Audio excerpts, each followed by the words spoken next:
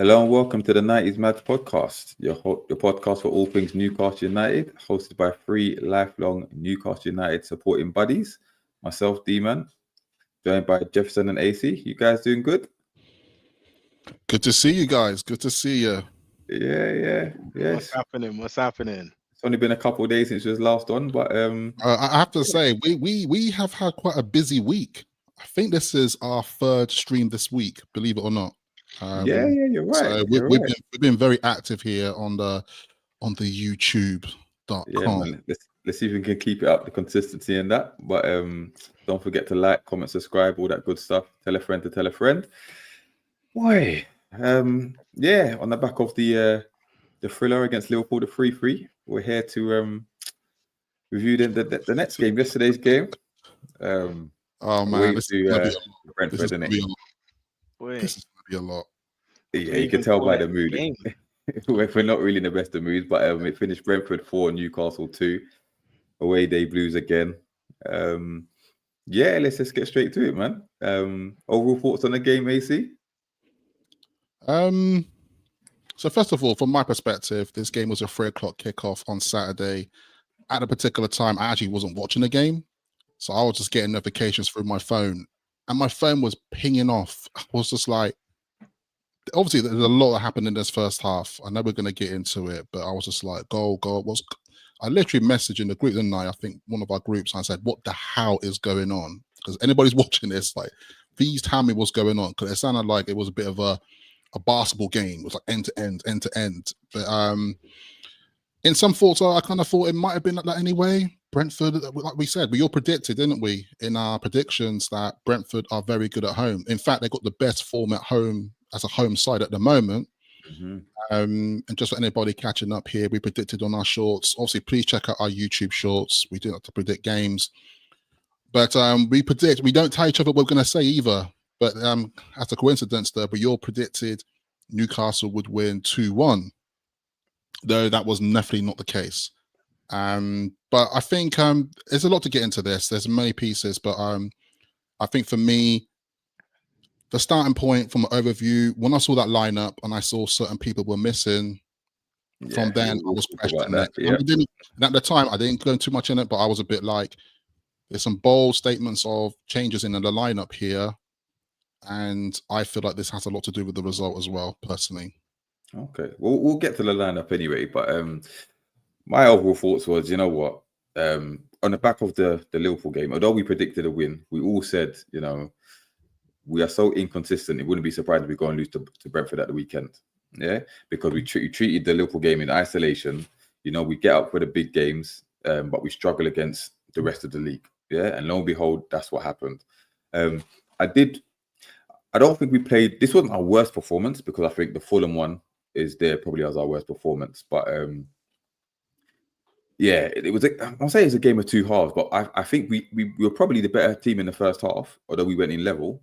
But second half, we just fell to pieces, and that seemed to be a running theme throughout the season, probably since the beginning of the year, to be honest. And it needs to be addressed. So disappointing. And obviously, we've never lost to Brentford in the Premier League as well. So to be hammered by them already, it's not good, man. It's not good. But 4-2, guys. 4-2. Yeah, conceding 4 goals. It doesn't look good on paper, does it? It doesn't look good on paper. Let's face it. Jefferson, any thoughts on the overall game?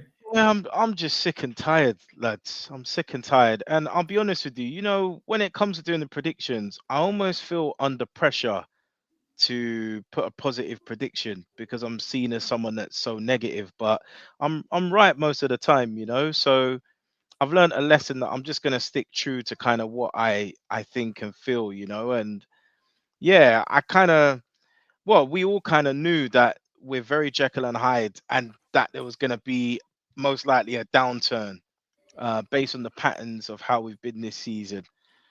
But didn't expect it in that fashion. Like, if we didn't win 2-1, I expected maybe a reverse of that.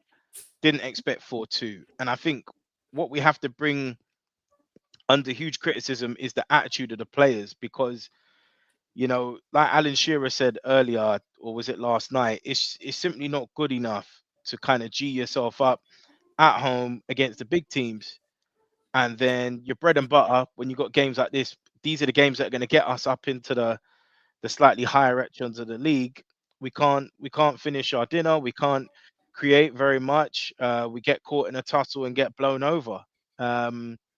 So I feel sorry for the away fans, who turned up with the storm. I'm It's a sure long journey went as well. easy, long journey. To have that, it's quite simply not good enough. And as much as I want to berate Eddie, which we'll probably get to that at some point, the players as well have to have a serious look at themselves, because this isn't the first time we've had a below par performance like this season. You Yeah. already mentioned Fulham, and we can reel off a massive list. But in respect to this game, listen, respect to Thomas Frank, respect to Brentford, because they did what they had to do, and um, I think that they may well survive. It's not like they're going to get into trouble in the Premier Oh League. no, they're not in any trouble. No, Not You not at at know, all. all. Not so at we all. got to give them their respect. But quite frankly, we should, in theory, with the money that's been spent, the quality of our first 11 and our squad, because we had a decent enough bench, we should be beating this team. I agree. Big up Win, who's locked in. Mighty Mag. Check out the NUFC Talk TV. Great channel. We got Win. Consistent as well. He's a long staff champion, but we'll get to that. But So I hear. Yes. so let's address the lineup then. We mentioned it briefly. So Eddie Howe, listen, I knew he was going to make those changes, because when you looked at his press conference, he talked about Tonali and Gordon suffering from fatigue from the Liverpool game, and I think Tonali said it was cramping up, right? So he's brought back in Longstaff and he's brought back Harvey Barnes, right? So Gordon and Tonali on the bench. Now, Jefferson, when you saw that lineup, were you surprised, and were you still confident of getting a result? It's kind of 50-50, because I kind of thought, okay, I see what's happening here. We know that December is probably the busiest month for the season, maybe bar April or something. So yeah, Eddie has to make certain changes, but it's about the player. We've seen him play consecutive games for Italy, for example, and if anybody's fresh, it's Tonali. So Right. was there a need? So looking at that, it's a bit like 50-50. I'm not necessarily going to jump on Eddie, but based on the fact of the game he had against Liverpool, it would be foolish to have not dropped him, but swapped him out essentially. Obviously Murphy ended up having a good game, because he got, well, not a good game, but a good first half, because he got 2 assists. And to be honest with you, that chance he missed at the back post, he should have got a goal as well. So you could argue in a way his selection was kind of justified. Barnes? But Barnes, I mean, of course, he scored, but he also made a mistake that led to the goal. One thing we got to say about Barnes is, look, he's our second top scorer, right? So there's an argument that if he's in the side, we've got a chance of scoring goals. But obviously, heading back the other way, he's not going to give you what Gordon gives you as well. And maybe there's something there as well about form, where Gordon would have been potentially on a high after scoring that goal. This is it. So would you want to disrupt his rhythm? Not sure if that was a sensible thing to do. You know what?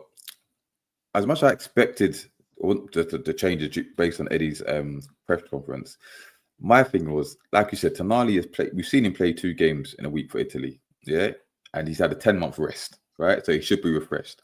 So if he's, to me personally, because every time he started, he's played well, yeah. So my thing is maybe playing for the 60 minutes and then swap him out after that, right? Same Exactly. with Gordon. With Gordon's form as well, because Gordon played very well against Liverpool, right? Again, give him the 60 minutes, but then I suppose Harvey Barnes, like I said, second top scorer, maybe not whatever. But it's a Tonali one that really, not say annoyed me, but I think Eddie should have started him in that respect. But he didn't. And when I saw it, I thought, okay, there's still enough there for us to go and win the game. Yeah, AC, any thoughts from you? I have to say, I'm going to call it out right now, that I was really disappointed with the lineup. We've been saying all season that Eddie Howe doesn't know his best 11. We're like, he's still trying to change things around. And I think that's also to the fault of our inconsistency, to be honest. Because every single match you're changing it up. You don't know who's partnering with who.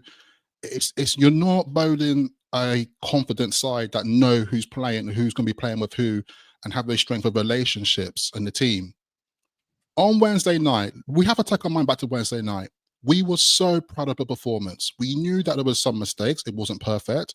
But at the same time, the team went out and they were good. Everyone praised how good Tonali was in that 6th position. We were so happy Bruno was playing at 8 going up pitch. From the time you drop Tonali doesn't play, you don't play Gordon. I get to Gordon in a moment. You suddenly just taking it all back. It's just like, what the hell are we doing? And I'm sorry, that whole excuse about resting him, and I'm not accepting that. I'm sorry. We're not in Europe, right? Our next game is next Saturday. Guys, there's no game midweek. So what? And if you're gonna rest, why not rest them against Leicester at home? If it's Leicester we got next week, Leicester at home. Yeah. Because Brentford is the harder game. Brentford away is the more difficult game. So if you're gonna rest them, which I don't think you can because you should because it's a week break anyway. Of the 2 games, I'll drop this right here. And you have to stop dropping him because Tonali should be one of the first names on the team sheet based on his performances now. Because in that 6, he has not played badly once when he started. Yeah, I'm sorry, man. I just don't buy it. But the thing is, if the issue was about fatigue, and if it also was a little bit, let him play the first 60, then sub him. That's what you do. I feel like, honestly, man, the thing is, I saw the lineup and I said to myself, this doesn't give me confidence into this game, because Brentford just going to run through that midfield. And that's exactly what happened. And I feel like how good Tonali's been in that 6 and how much aggression he puts into the game, how much he chases the ball, how much control he has, how much he sets the tempo for our team. I just feel like missing that ingredient really messed up. And also, we're going to get into the subs later because I think as the game went on, we got worse. Substitutions weren't right. They don't work for it. Substitutions were late again. We're 3-2 down, and then you do a substitution. I'm sorry, but this has happened time and time and time again. So it's almost just like the result of this game, in some way, it doesn't surprise me because I'm just like, the lineup set us to fail, to be honest. I'm sorry, but so let's talk about the game itself, right? Because like I said, I thought we probably edged the first half, but I can't remember. Was our first opportunity before they scored? Because I know they scored early. They scored within 8 minutes. 8 minutes. Yeah. When did Longstaff hit the bar, innit? I missed that. I think he hit the bar first. Yeah, Longstaff hit the bar first. Good strike. But he's hit the bar. I thought, okay, this seems promising. And then we go 1-0 down. Now, as good as Lewis Hall has been, classic Newcastle. We have a chance, and then as soon as that chance goes, we concede. That's another pattern for this season, by the way. I just want to fly that. Go on. And listen, I've been we've all been giving Lewis Hall his flowers, yeah. But I feel that he was slightly at fault for this. Well, he was the first one at fault for the goal, yeah, because he's showing Mbeumo inside, yeah, which to me, you're asking for trouble. You let the man come inside. And he However, didn't put a foot in. I know. He's come inside centrally. So where are the centre backs? Where are the centre backs closing him down? Yeah, the 2 of them. Yeah, Chuckle brothers back there, bro. It was absolutely ridiculous. Good strike. Don't get me wrong. Good strike. It was a great goal. But they've given him the freedom of the G-Tech. Top bins as well. Knowing that these guys can shoot as well. Exactly. That's the other thing. Knowing that these guys can shoot. So have we not done our homework? Right. I know. And I just want to go back to even Jefferson's prediction. He was like, we know Mbeumo and Wissa are the dangerous guys on this team. And they both scored. They both scored. And they both scored bangers, in my opinion. And it just, I don't know, man. I'm just a bit, I don't know. It's a sloppy goal to concede, right? But to give us credit, we did get back into the game, right? And as you said, Jefferson Murphy, I think that was the one where you got a bit lucky in the rebound came to him or something. I can't remember what it was, but he slid that ball through to Isak, the cross to Isak, and a very good header. Very good header. Yeah. Well, got the direction on it, and they thought they were appealing for offside, but it was well onside. Great finish, and this takes you back to the Chelsea game, right? Isak has that opportunity to put us 2-1 up. I feel sick. I feel sick. And he's dilly-dally. He's done all the hard work. But then he dilly-dallies on the ball again. And he allows Flecken to get the touch back in to steal it off him. And I thought, bruv, what? And the thing is, I wasn't watching the game live because I was at the Palace Man City game. So I just saw people cussing about Isak. You need to put that away. And when I saw it at my match of the day, I thought, bruv, that's almost as unforgivable as the Chelsea one, bro. I felt sick. It was mad. What's going on there? Because I was just like, he did all the hard work as he always does. He's so good at getting past a man in that kind of scenario. Just lift your head up. Lift your head up. And hit it early. And then what happens? We concede again. Yeah. Back and this time, it's Harvey Barnes, right? Harvey Barnes. He's played it blindly. Yeah. Blindly, I think, to Wissa. And like you said, Jefferson, the centre backs backing off again, giving the freedom of the G-Tech, bro, to find the space and to bury it. Those two centre backs were absolutely atrocious yesterday. They were probably the two worst players on that pitch, right? Again, I know. And I love Shah as well. You know how much I love Shah. I love having Shah. I got to call out the mistakes, but there was so much. Too many times from him backing off. That's what he does. The Burn, not so much, but Shea is known to back off. He did it against Chelsea as well. Like, why does he want to commit himself? I don't understand. I do not understand. Because at worst, it's a yellow card, and then you've done a solid for the team. You take one for the team.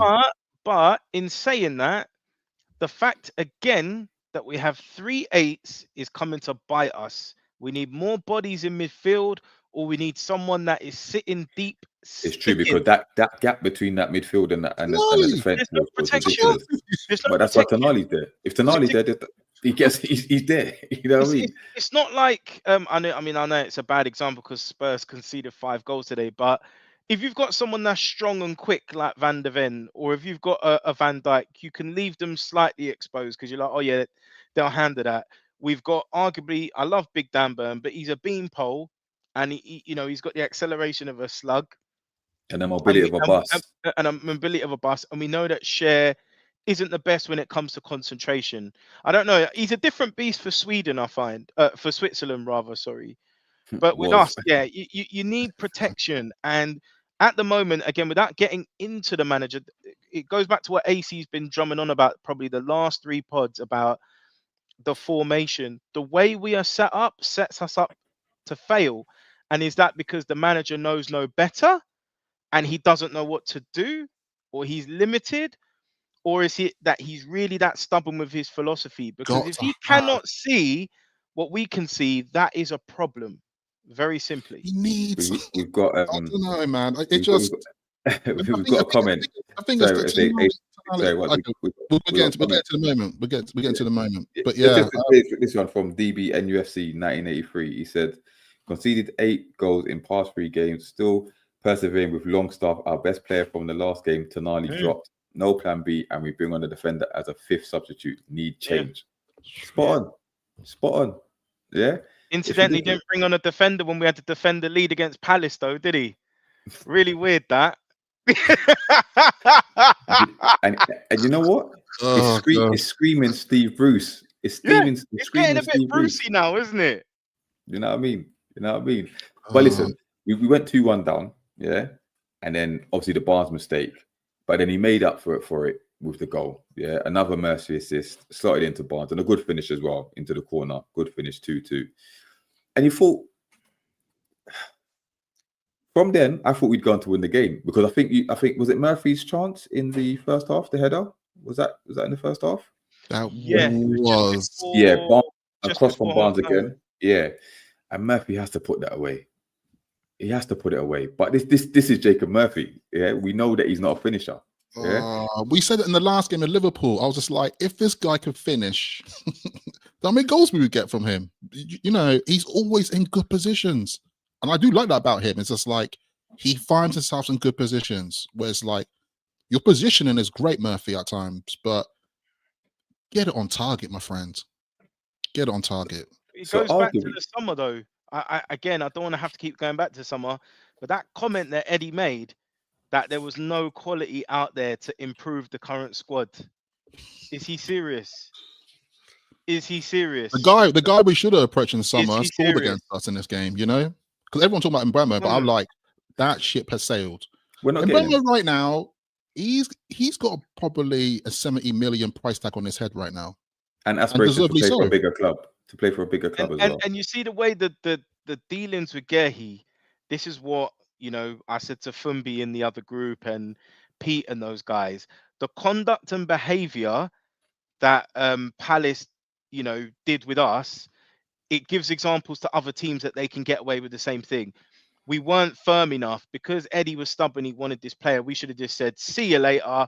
Got TL for 32 million and just been like, boom. So that way it sends the message out that no one will take the piss. No messes about with us. Yeah. Now, if we want to go for targets, they've seen what's happened with Palace. They're going to do exactly the same thing. Well, let's hope that Mitchell's at the wheel in it, and he does what he does, yeah, and saves us. Because yeah, if we leave it in the hands of Eddie, we're going to be screwed. We're going to be screwed. But listen, I thought we had the better chances in the first half. Arguably, we could have been 4-2 up in that first half, but it wasn't to be. Yeah. So then the second half happens, right? And I can't remember what minute they scored their third goal in. Yeah. But that was a set piece, wasn't it? That was a set piece, the free kick. And is it Collins? Collins got the goal? James Collins. Yeah, I think it was, yeah. 56th minute. Brother, where was the marking? Where was the... Was it Joe Linton again? Who was it that left him? Was it Burn, no? I don't know if it was Burn, Joe Linton. I don't know who it was, yeah? But I think 3 players could have cleared that ball, but they were sleeping. Absolutely sleeping to allow them to get in onto that ball, right? Didn't Eddie blame the flight of the ball on the wind and all that? We'll get to Eddie's comments. Yeah, we'll get to Eddie's comments because that brother's lost it. Don't get me wrong, right? It was a windy day on Saturday. The whole cross country was mad. The weather was mad. But there were 2 teams playing. We have highlighted before about Newcastle United's zonal marking, which is just not working, period. We weren't doing zonal marking last season. And to be honest, our defending from set pieces quite good last season, I'd like to think. But at the moment, I'm starting to feel like out of probably like 3 out of 5 set pieces against us, people are scoring them against us at the moment. It's a weak spot now. It's not good. And listen, from we went 3-2 down, I said there's no way there's no way equalizing again. Yeah, there's no way. We've got back into it twice. A third time, nah, don't think so. And then, like you said, Eddie makes these subs, right? And then we become even worse, right? Become even worse. So I can't remember who he took off. But let's go through it. I think I got on the phone. Brought on Almiron for Murphy. Right. Gordon for Barnes. Tonali for Joe Linton. Trippier for Hall. And Almiron. Oh no, I've already said Almiron. Yeah, those were the 5 changes. Did Wilson play? Anthony Gordon for Wilson. Murphy. Oh yeah, it was weird. Wasn't Wilson playing wide or something? This is what I'm saying. Yeah.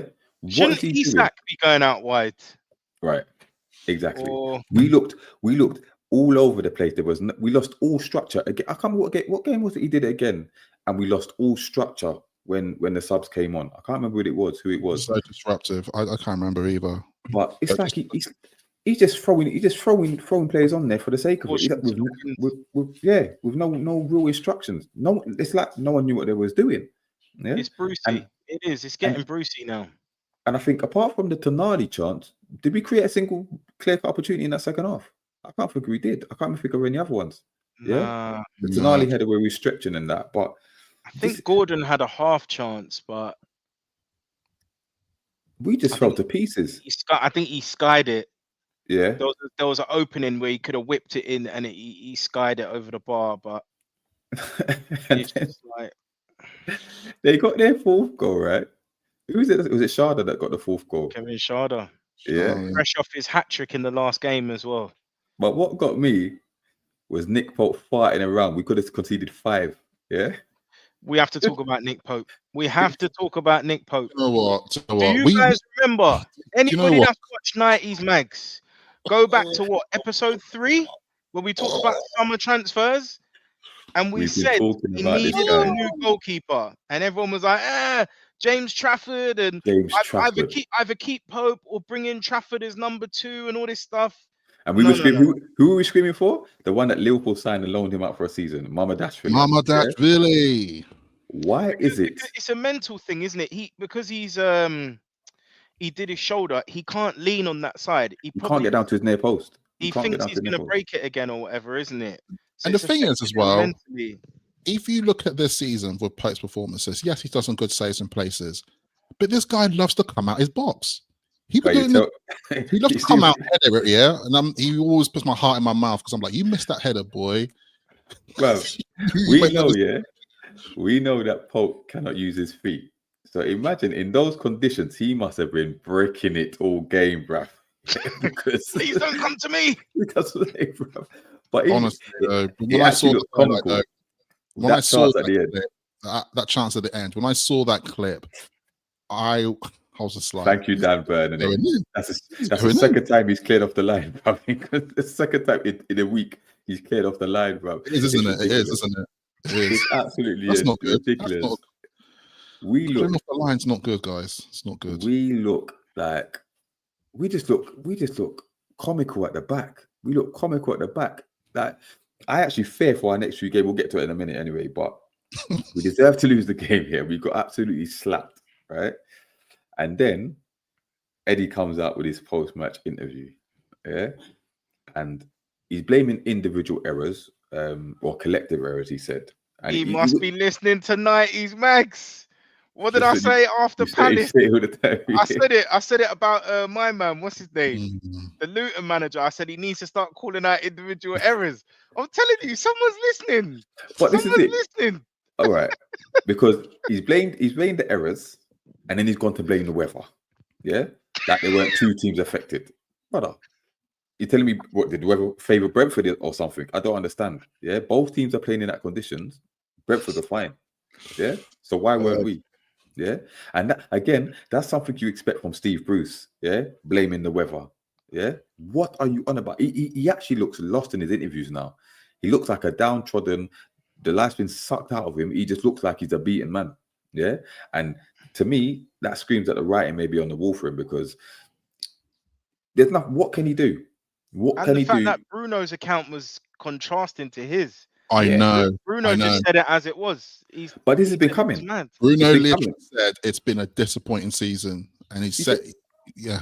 And remember, Anthony Gordon alluded to this a couple after the Palace game as well. This is not good enough. Whatever. Like, and something he's alluding that something has to change and stuff. But to me, it screams that the players have lost their faith in you.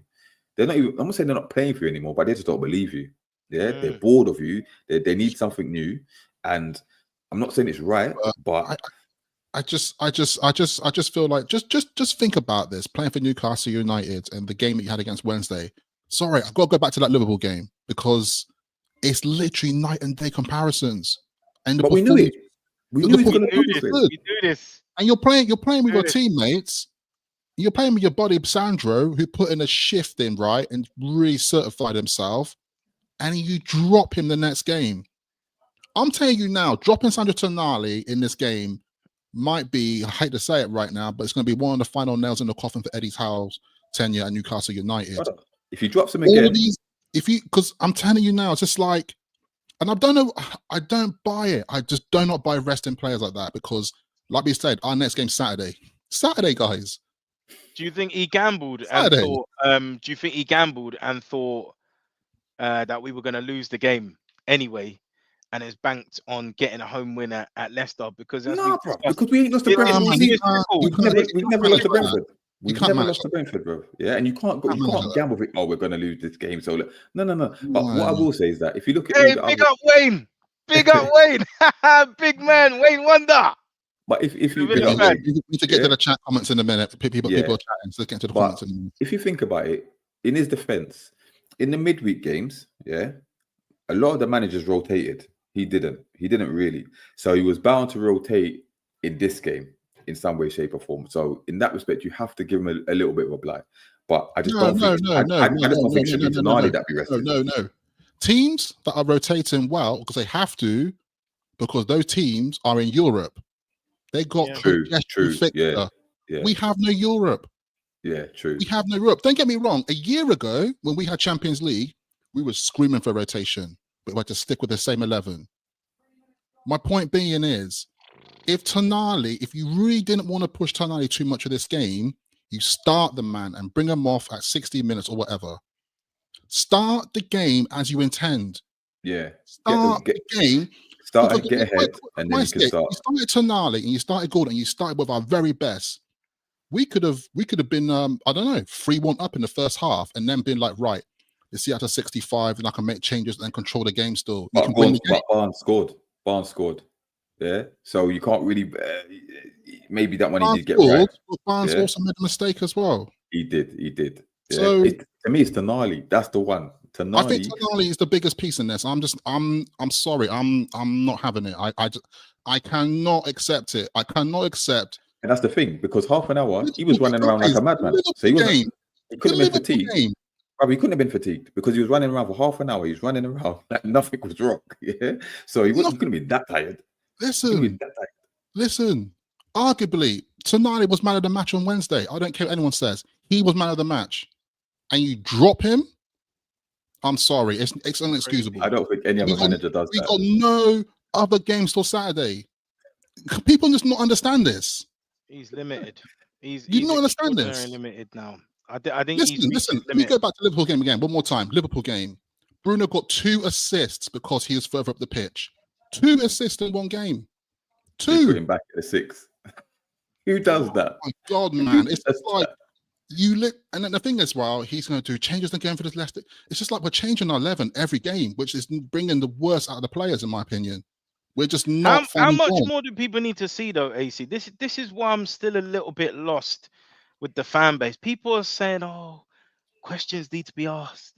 We need to have a conversation," or he'll find a way. He'll find a way. What evidence do you see that he's going to change things and find a way? You know what I mean? It's not like we've got Roberto Mancini or something where he's got all these tactics in his head. Like someone's put a comment which I think is pretty much speaking volumes to what I've been saying in historical pods, that we know Eddie came from lower league, so he's going to be limited. He's talking to players that have played in Champions League semi-finals, right? Yeah. Or have played in the European Championships. Or have won league titles, right? And his experience is what? Playing in League One. Hear me out here as well. This comment is really valid because I thought about this comment as well. I've been saying this all the time. Go on, read it. I don't believe the fatigue thing because Bruno travels the most and never gets rested. How many times I've said this on this pod, bro? The man travels from South America every international break, and Tonali travels from around the corner. Yeah. So don't tell me about he's tired. Yeah, so again, is this because we've seen the treatment of Osula, you know? Oh, the Osula thing's getting me mad. To an extent, Barnes has never really settled in the team, right? Could it be that was Tonali and Ashworth signing? Because I don't know. He seems to have this funny sort of. Do you know what I mean? If they're not his players, he seems to act a bit funny. He ostracized Almiron, bro, and played him ahead of Osula, bro. That tells you he does not rate him. He does not rate Almiron him. Came on, I have to admit, when Almiron came on, oh man, I felt sorry for the guy because he just looks so lost. He's rusty now because he's not playing. The other thing is, it's so evident that either players are tired mentally and physically. Certain players are off form. For me, Lewis Miley has played with the under-21s. Why is Miley you're telling me he's not fit enough to play 15 minutes? Oh my gosh! And actually, if you'd given him 5 minutes, then 10 minutes, and build him up over a series of games. And like I've said before, now we've got Burn and Cher, particularly Cher, out of form. Give Alex Murphy a go. Give these youngsters a go, innit? We saw Sanusi have a brilliant preseason. Where is he? He's playing with under 18s. It's just going to lose their confidence. Harrison, just had enough of this guy. Player. We didn't say nothing. Let's go to some of these comments, innit? Yeah. Okay, we've got quite a lot here. So we're going to go back up to DB NUFC. He made a good point here. We need CBs with pace. The way Howe wants to play, it's so obvious.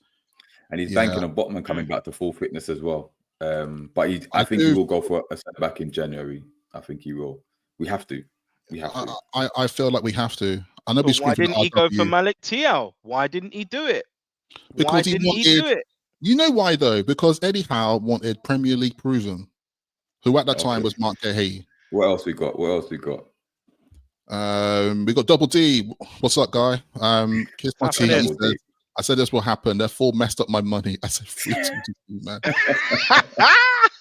I tell you what, guys. Anybody out doing simulators or bets, whatever, don't bet on Newcastle United right now. Bro, I bet on Brentford to win, and I got my money. But anyway, we move on. He's getting rich off us. This guy, and he's not splitting the profits. This is why he's not upset. This is why he's not upset. He's getting rich off the losses. Anyway. I knew it was going to happen. Bro, should I tell you about my accumulator? I had Haaland to score. I had Durant to score. I had Isak to score. And I had 2 other things. I had about I won 170 quid off like 5 quid, bro. Well, it was mad. Bro, I did all right. But yeah. That's really. I know. I think that one's going to kill us for a while. Yeah. Because he's going to be here next season. We're going to see what he's about. And when he's keeping clean sheets against us. Maybe we should buy Alisson off Liverpool, seeing as, it's clear that Alisson's on the way out. And Edison's on the way out at City, it looks like. So, but that's the thing. We talk about these teams. The thing is, if you look at the way we play and stuff, it is very similar to, I wouldn't call us rock and roll football, but what Klopp started as. It's just roly-poly football, bro. Right? You could say that again, right? But a lot of these great sides, they start from the goalkeeper. We did the retro episode the other day. We haven't really had someone of, Tim Krul's class or Shay Given's class. I mean, Nick Pope's shout out to Tim Krul. He's solid. You have to start from the goalkeeper and then move forward. Then get the centre back, then get the midfielder.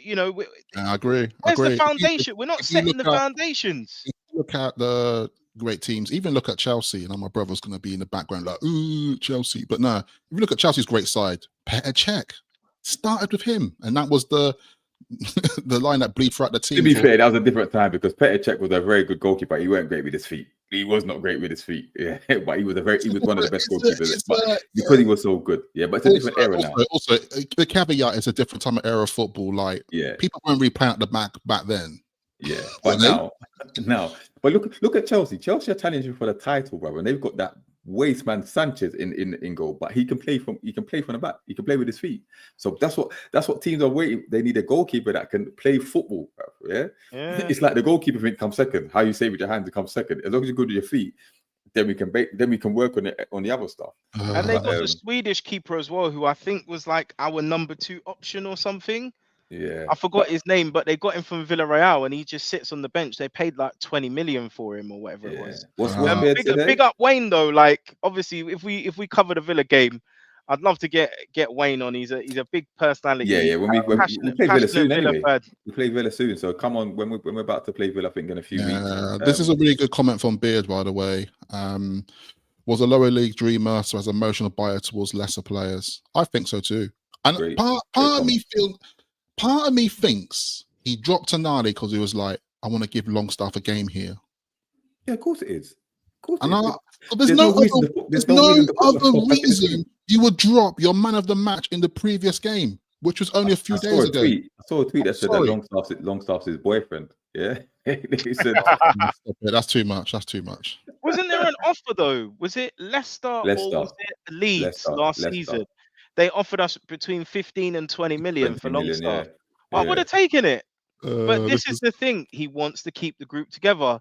Likewise, Trippier, 13 million from Bayern Munich, right? Mm-hmm. All these little millions add up.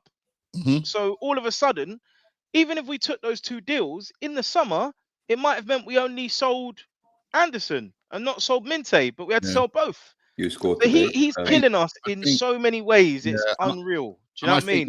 This is something that we do have to mention here because I'm seeing and hearing a lot of people talk about that. Oh, Howe wasn't backed in the summer, and everyone's trying to fixate on this summer. But my guys, you have to realize it's not just the previous summer that we're thinking about here. Previous transfer windows are affected. I don't care what anyone says. Not many players pre the takeover have been moved on. We went through this list before, didn't we? We were going through the players. It was like Shelby and stuff like that. Yeah. And What did Mitchell say? Not fit for purpose. Yeah. And Yeah. he was right. And he got jumped on by the fans, but he was right. It's not fit for purpose. It's not. Because the strategy is that we're not actually moving on players at the right particular times. To that point now, players drop in stock. Right about now, Almiron has 0 stock. To this point, I don't even know how much he's worth, actually. Give him away. So I feel like this whole like squad rebuild and whatnot and us suffering this and that is part of the fact that we haven't let players go when we should have. And that's part of our downfall because, you know, there were rumors. Do you remember this? This is the funniest thing ever, is that when we were at the end of last season and it was a bit like, oh, if we do qualify for Europe, they might extend Dummett's contract. They might extend Matt Ritchie's contract. And I was like, are you kidding me? Yeah, for the homegrown thing. I don't actually I actually do believe this. I do believe if we qualify for Europe, those 2 players will still be in our squad right now. And they probably start ahead of Gnarly. And that says a lot about I'm telling you, bro. The current status of our team and the current status of us trying to progress, because all this thing about how hasn't been backed, we have been backed. We have got players. And I still believe did we actually need Tonali? Did we could have got a cheaper defensive, because he's not a defensive midfielder, he's an 8 as well, right? Did we need Tonali? We spent 55 million.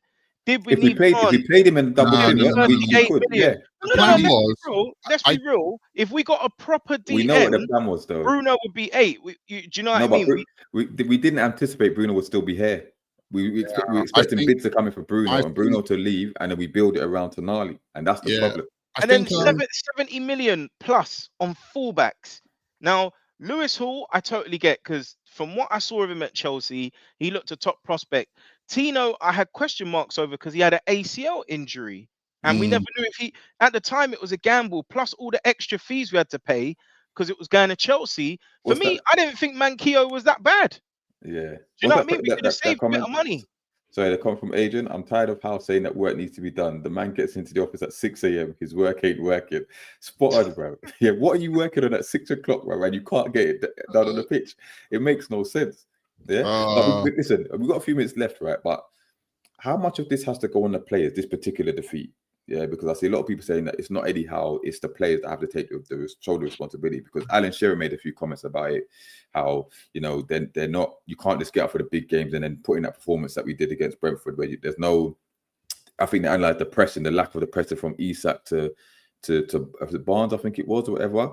But there was no intensity from the whole play, the sloppy defending, the individual errors. They're saying that that's not something that Howe can legislate for, because we were the better team in the first half. So maybe he did get the tactics right. It's just that the poor finishing and then the collapse in the second half, how much is that down to the players? There's definitely individual mistakes and errors that players are at fault of, like, you know, because the individual players on the pitch. I think at the same time, it's players are at fault to an extent, but I do believe as well, when you're mixing players and put them in a starting 11 and saying, do it. And I don't know, it's just, you're changing this lineup every game. It's not helping a group of players either. I just feel like there is a mixture within this.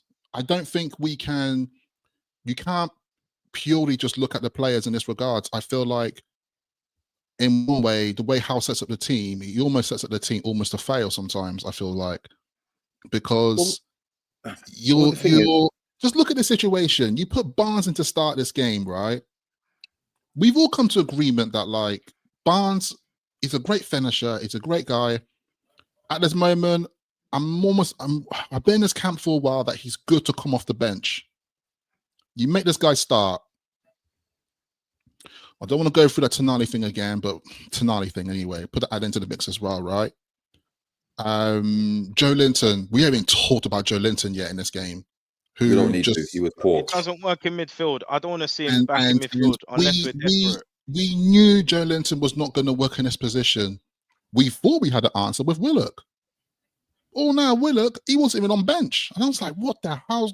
There's so many questions here. It's just like, what the hell? He's going to blame Bunce. I bet you. If he does get sacked, He's going to blame Bunce. You could possibly get away with Joe Linton in the midfield if you have Tonali and Bruno alongside him. Yeah. But when you've got that mishmash midfield in there, it's not going to work. And maybe Joe Linton needs a time out of the team. Yeah. To allow, the likes of Willokin, whatever it is, because too many times now you can count on 4 performances that Joe Linton's performed well this season. I remember he signed a new contract, so he's one of our top earners as well. So he should be putting in that 5-star performances on a more regular basis. And like DB just said, yes, the players are to blame, but this has been going on for far too many games, and that's what we have to look at the management. And I agree. Rinse and repeat. We know this side is so fickle that they'll probably go on to win the next 2 games. Well, let's look at them. And then the fan base will be like, "Oh yeah, everything's fine." And then we're going to lose again. That's what's going to happen. Yeah. I'm not feeling confident, guys. I think we've got something like 2 wins in the last 11 league games or something like that. This is what it's looking like. So we got on Saturday, we've got Leicester at home. Leicester's a weird game for me because I don't know, man. Vardy's that guy, and they got the bounce. They got the bounce. They will do something. And they came back today from 2-0 down. We got Brentford at home, but I don't know, man. I'm confident we'll get through that one. I think we'll win that one. I think you we'll reckon? get through that. Yeah, but I think we'll it's the draw one or lose at Ipswich. It's the Ipswich one. I don't know.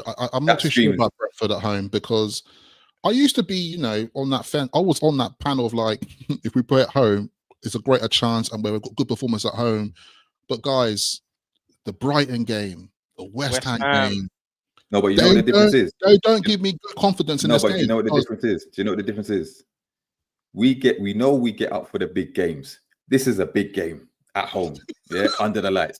We ain't losing that game, yeah. Because we know what's on the line. We're not going to lose that game. Are you saying we're going to put in a performance like Liverpool? Yeah. But then what's going to happen? Sonali midfield masterclass again. But then we're going to go to. He has to play because Longstaff's suspended anyway. But we have to go to Ipswich now. It screams of Luton last season. I have to admit. Listen, Ipswich away the first looks like win of the season. Listen, this looks like a 1-0 win for Ipswich. This will be the first home win of their season. They ain't won at home all season. We're going to go there fatigued, like we did to Luton, yeah, and we're going to get slapped 2-0. I'm telling you, they're going to beat us. And if he loses that, sack him at full time. Sack him. I don't care if we're he sacked now. Why isn't he sacked now? He should be sacked now. He should. Is the board lacking ambition? Is the board we got Wayne here, right? Villa, they had Steven Gerrard, English manager, right? You try and give English managers a chance. He was trash. They got Emery in, who it pains us that we had him and we lost him, right? I've just seen Chris come in, right? Who was their manager last season? I've actually forgotten now. Who's the manager? They're Poch. Poch, right? They got rid of Poch. Lord. They brought Maresca in. Boards have to be bold. If you want to see change, there's no room for sentiment. And I'm very shocked that, but now that PIF are most definitely are majority owners, as they got another bit of Amanda's shares and Murdab when they left, that they haven't shown that shrewdness, that boldness to be like, we need a change now. Well, there's rumors that they're having internal meetings now. There's rumors that they're having internal meetings about his future now. So when them rumors start rumbling, something's on the cards. But the thing is, it's just they have to get the replacement right, innit? But are they going to give him till January to get some players in and then see how he does? Which I think is the wrong option. I don't trust him. I don't trust him with the money. I think the transfer window January is too late. I feel like I don't know. You got to stop this. We've really got 2 wins in the last 11 games. Is that true? Yeah. 2 wins from the last 11. 2 wins in the last 11 games. Bro, most managers will be sacked by then. Yeah. Absolutely. And also, it's 1-5, drawn 5, lost 5. And that's exactly what Eddie Howe is. 7 points. That's what he is. We are 7 points away from position 17th, and we're 7 points away from top 4. But at the same time, I know we're going this way. and to be honest, I know fans, a lot of us have been talking about, if you get 2 wins in a bounce or something, I feel that narrative is starting to just dry on me now. I'm just like, no. I've seen Chris's comment said could be worse, could be a Manchester United fan, right? And that's true. But Manchester United, they stopped the bleeding in the management, bro. They cut Ten Hag. They've now got a good manager. Yeah, so I expect them to eventually start moving up that table. It's going to get worse, like AC said, it's going to get worse before it gets better, but they're going to start climbing. They got rid of Dan Ashworth as well, which is it will get worse for them. I think with Man United at the moment, they're going to go for a lot of rough. You're going to see some lot more losses from them. But they score goals. They score goals. Hard players as well, isn't it? And that's another thing with us at the moment. We're at the moment with -2 goal difference, which is really, really worrying. I think it's really becomes right on the wall when your goal difference is in minus as well. And it's hard. Once you get into that minus, it's hard to get to the positive. XG, 1.3 XG for this game. 3 shots on target. And before the Liverpool game, what was it? We had, was it 0 shots on target in 180 minutes? Yeah. Yeah? Yeah, because also, all the stats are against him. Yeah.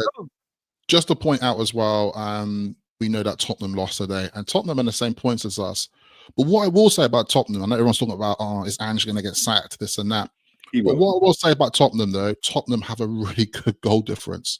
Like, plus 13. Is it plus 13? No, they lost plus 11 or whatever it is. I can't remember what it is, but they got a good goal difference. So that looks better on paper, but I think -2 is not looking good, guys. And I just think these fixtures here, honestly, I think that I say this now, and I think I'd be brave to say it. I think these are going to be the final 3 games for Eddie Howe.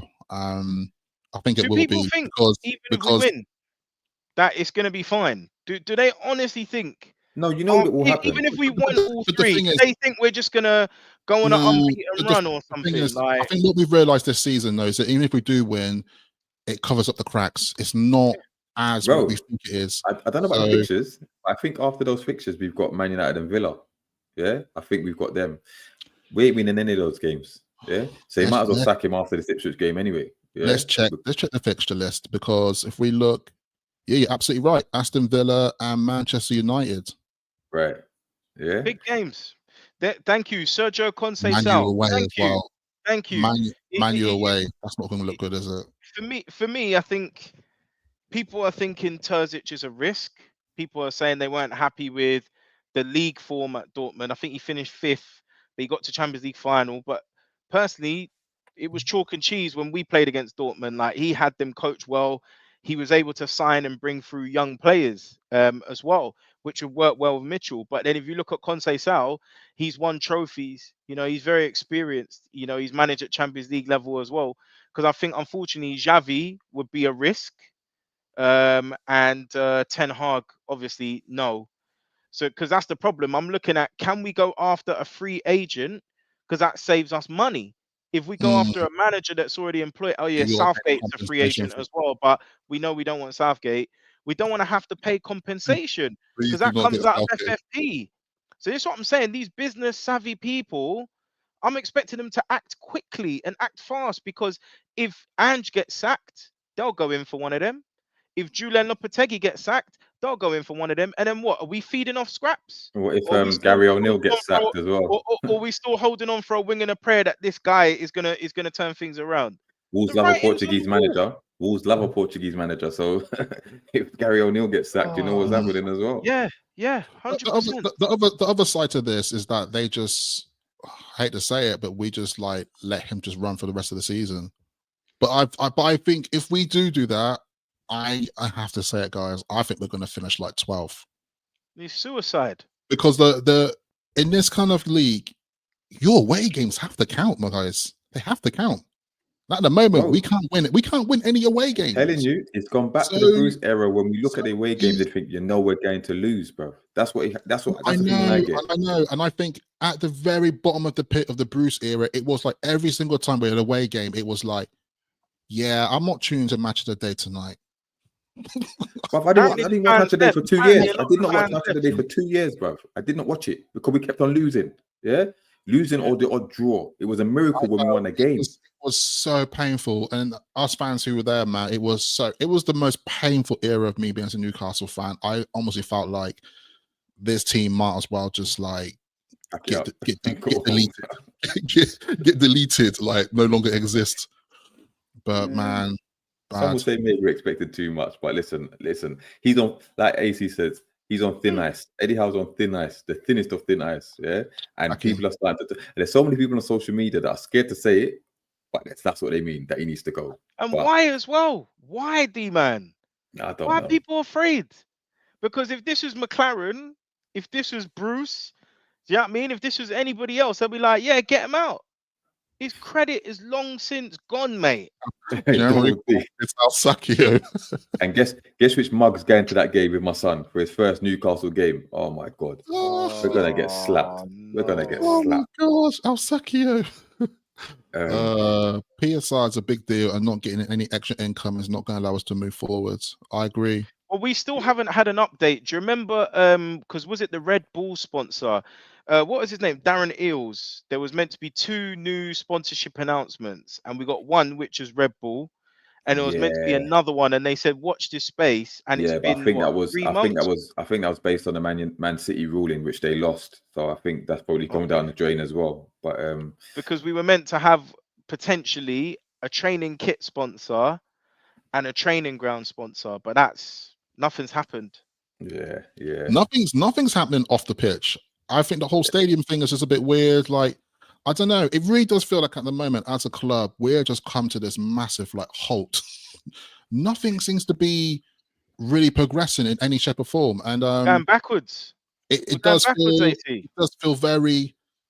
And I know some fans will blame PSR and stuff, but I don't know, man. I just think like at the same time, if we were smart about our business, things could have been a bit different. But at the same time, whose fault is that, AC? Whose fault is that? Because there's people saying Mitchell, who weren't even in the building for 2 minutes. But Well, speaking of Mitchell, Eddie Howe, I point to speaking of Eddie Howe's Mitchell, nephew. I point to Amanda and my dad for giving this guy too much power. well, speaking That's of what Mitchell, happened. DB just put a comment on. He said, I can't see them sacking Howe before the summer. Eales is sadly departing, and Mitchell had positive things to say about Howe. Buckle up, lads. So yeah, time will tell, innit? Funny thing about DB, right? DB NFCC, Specs. He thought that was me because of my initial, and obviously around the age of that, he thought that was me. But big up DB NUFC 1983. Yeah, big up DB. But a Double D said, "Do it for King Rubes, Maggie." He's talking about my son. But yeah, I can't have him go to the Tottenham game and see Newcastle lost in his first game, bro. That's long. That's long. But yeah, I think that's a good place to wrap it up. Thank you for all the comments. Those who tuned in, share with your people. Don't forget to like, comment, subscribe, and all that good stuff. This will be available on audio on the Apple podcast and Spotify. But yeah, we'll be back to review the Leicester game. We'll get our YouTube Shorts predictions in before that. But yeah, have a good week, NUFC fans, and we'll catch you soon. Peace. Thanks for tuning in, guys. Speak soon. Peace. Salud.